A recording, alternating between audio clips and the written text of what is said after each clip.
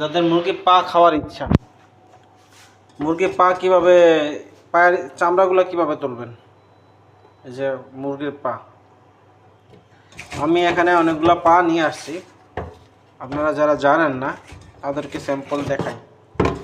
এভাবে গরম পানি দিয়া, আমার এখানে গরম পানি আছে লাইনে, গরম পানি,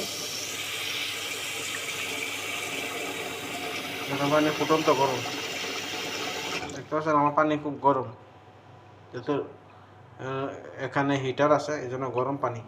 আপনার যাদের গরম পানি নাই, সমস্যা নাই, তারা গরম পানি করে নেবেন। চুলার পানি দিয়া এভাবে গরম পানি করে নেবেন, বা গরম পানির মধ্যে এই পাগুলা কতক্ষণ ভিজে রাখবেন। ভিজে রাখার পরে আপনারা কতক্ষণ বলতে 10 মিনিট ভিজে রাখলেও হবে। গরম পানির মধ্যে, ফুটন্ত গরম পানির মধ্যে ভিজে রাখলে, বা গরম করার সময় পানিটা যখন ফুটবো, ফুটার পরে কয়েক 2-3 মিনিট পানির সাথে গরম করবেন, তারপরে পানির মধ্যে চুলা বন্ধ করে রেখে দিবেন 10 মিনিটের মতো। 10 মিনিট পরে আপনি পানিটা স্টেন করে দেখবেন যে এভাবে অনেকটা স্কিন উঠতে আসছে, অনেকটা স্কিন আলগা আলগা হয়ে যায়, স্কিন অনেকটা আলগা আলগা হয়ে গেছে, ঠিক আছে, আলগা আলগা হয়ে গেছে অনেকটা। তারপর এটারে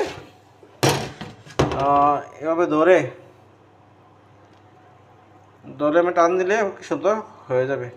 দেখেন কি সুন্দর।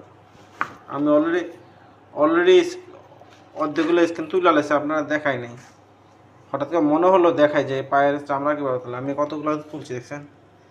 এভাবে তুললে পরে আপনি নখগুলো কাটে নিলেন, মুরগির যে নখগুলো আছে না, নেট,